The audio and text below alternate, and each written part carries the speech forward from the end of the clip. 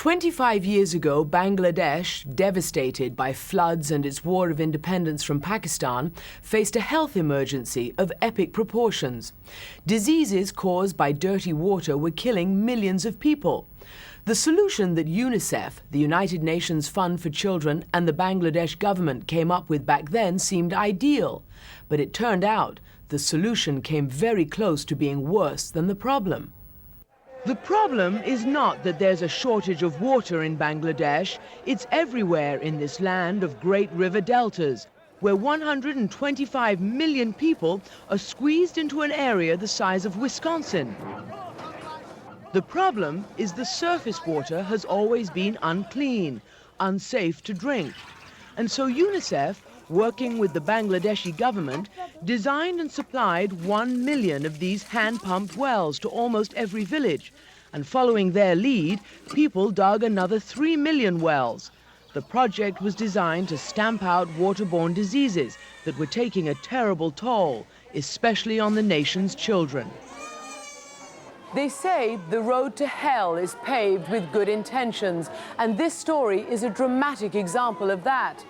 When UNICEF first started its Safe Water program 25 years ago, it helped to nearly halve the number of child deaths in Bangladesh. Before that, hundreds of thousands of children like these were dying every year from diseases like cholera and diarrhea found in the dirty surface water. But no one suspected that the clear water in the new wells would simply replace one poison with another. The poison was arsenic, one of the most dangerous environmental carcinogens in the world. No one realized it was found naturally in the shallow water table, where the wells were sunk. This is the highest risk of cancer that we know of from environmental exposures, where of the order of 1 in 10 may eventually die of cancer. Dr. Alan Smith from the University of California is one of the world's leading experts on arsenic poisoning. We've seen the nuclear disaster of Chernobyl, the chemical disaster of Bhopal in India, the mercury poisoning of Japan. Where does this stand in terms of poisoning? Well, I'd hesitate to say it, but it makes them pale into insignificance in a way. It's not that they weren't extremely important, but there one was talking about thousands, and here one's talking about deaths that are in the hundreds of thousands. This is the largest mass chemical poisoning of a population that I know of. This is unbelievable. One of the first people to discover what was happening was an environmental chemist turned whistleblower, Professor Chakraborty.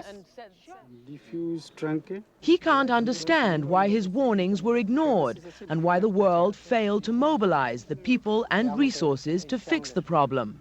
I wrote to UNICEF, I wrote to WHO 4 years before that Bangladesh is going to face a serious calamity. To me, it appears that the whole system is not mobilizing. How can they not mobilize? No answer. No answer. And this is one of thousands of villages at risk. Chakraborty and his team of doctors have come to test the people who live here. Her entire foot is encrusted. Yeah. And these black spots show that these villages are seriously at risk for the cancer that arsenic causes. What about this little girl you were talking about? Which is the one that's badly affected? No. Because she has got all the symptoms. Her whole body, hand is like that. Her tongue is black. It's completely black. Oh my goodness. How old is she? How old are you? 14 years. 14 years old. Can you do anything for this child? No, it is too late. Too late? She's 14. What have you told her? Don't worry, you'll be better, you'll be better. You tell them they'll... Yes, I have no other way. How could I tell them that you're finished? I can't tell them. Wherever you go in Bangladesh, you can find victims. As many as 30 million people may be drinking water that's poisoned by arsenic. And in this village, almost every family is still drinking from the wells provided by UNICEF, wells that may slowly be killing them.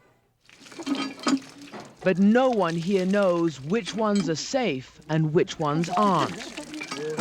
We probably have been too slow to respond as broadly as we can. Carol Bellamy is the head of UNICEF. An American scientist said that if this had been the United States of America, they would have called out the National Guard and provided bottled water to everybody. And they probably would. But Bangladesh is not the United States of America. It's dealing with a whole range of issues. This is a very serious one. Some people will die. People are being hurt by the water that has the arsenic in it. It is bad, and we have to do something about it. We have to be part of the solution, having been also part of the problem. And this is part of UNICEF's solution. Richard Johnston is an American engineer who will be testing this well for arsenic. And look, you can see that a gas is already starting to form. If there's a color change on this paper, then we know there's arsenic in the water. So that tiny spot, that tiny colored spot, spells disaster for the people who've been using this well. It shows that there is an unsafe level of arsenic. But we've seen people, even just yesterday, the day before, drinking from here. That's why it's important not only to do the test, but then to paint the well afterwards so people will know afterwards. Shahid also works for UNICEF, and he's condemning this well. The red paint spells extreme danger. This water should no longer be used for drinking or for cooking, because every day's dose adds to the risk. As your colleague, as Shahid was explaining to them that this well that they've been drinking from is in fact poisoned, there were a lot of questions. I mean, they look worried, these guys. Yes. Definitely. They should be worried. But in this village, people are still drinking, even from the wells marked red. Manwara says they have no choice. If you know that this is a danger mark, why are you still drinking this water? It's poisonous, it's killing you. What else can we drink? Why don't you drink the pond water that you used to drink before this arsenic? Look how dirty the pond is. How can we possibly drink it? But this is worse. This is poison. This is arsenic. Boil that. Take that and boil it. Why don't you do that? But we don't have enough wood to boil the water. And this pond is just too filthy to drink. So millions of people in Bangladesh are faced with a stark choice. Switch back to the dirty pond water that'll make them sick now, or drink the arsenic-contaminated water that experts like Dr. Smith say may eventually give them cancer. It is a stark tragedy. I don't know anything like that. I mean, the way you've solved one health problem in that way and caused a disaster in another way. Everybody knows that these wells are contaminated. These people have no alternative. They're going back to the very primitive thing that caused mass deaths from the other cholera and dysentery. And there's nothing to be done. It's not because things aren't being done, it's because not enough's being done, and not with enough energy, and not, I think, with enough anger.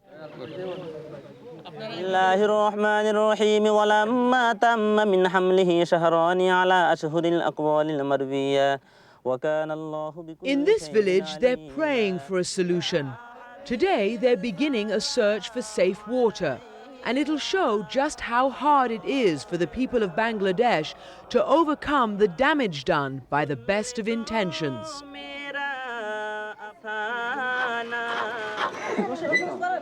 A drilling team will try to cut through 900 feet of gravel and sand to reach fresh water below the layer of arsenic.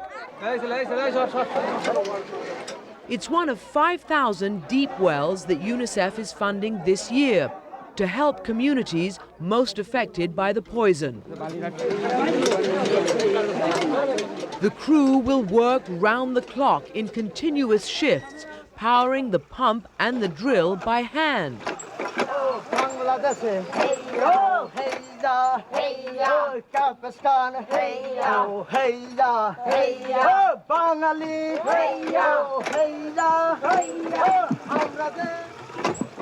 Day turns into night, and the drilling continues.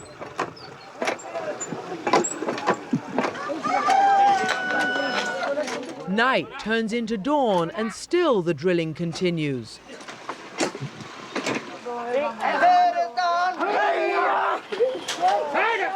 Suddenly, at 300 feet, everything stops. Their primitive equipment fails, and the well threatens to cave in. With no tools or spare parts to speak of, the drilling crew improvises a stopgap solution. The delay costs valuable time, but eventually the work goes on. This well shows just how difficult it's going to be to get clean water to all of those who need it. It's a job that should have taken 4 days. Instead, these men have been digging for 7 days and 7 nights, and they still haven't reached the safe water. 2 days later, they do. The whole village joins in the celebration, and the final task of pulling out the drill bit and replacing it with their new pump. Now it's time to test the water and to see if all the hard work paid off.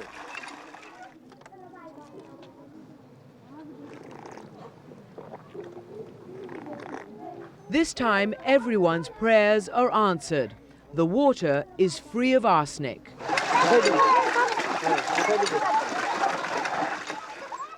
What do you think the world is going to learn from this, from what happened there? Well, I think you learn several lessons. One, I think sometimes even trying to do good can create problems because all of this was done to try and improve conditions for people. As head of UNICEF, are you sorry about what happened there? Sorry seems too soft a word, actually, because I really have a great deal of regret about it. A lot of people are being hurt. Fazlul is dying. The arsenic has given him cancer. His foot has been amputated and his body is riddled with tumors. His small boy can't understand what's happening, but his wife does. Your wife is crying. She's very afraid about the future. Are you afraid about what's going to happen to you? All I think about now is what will happen to my 2 children. When the pain starts, believe me, I don't want to live anymore. It's a sobering thought for the friends and neighbors who watch Fazlul dying. Scientists have told them that there are dangerous levels of arsenic in 63 of their 65 wells. And when we left this village, they still didn't have safe water.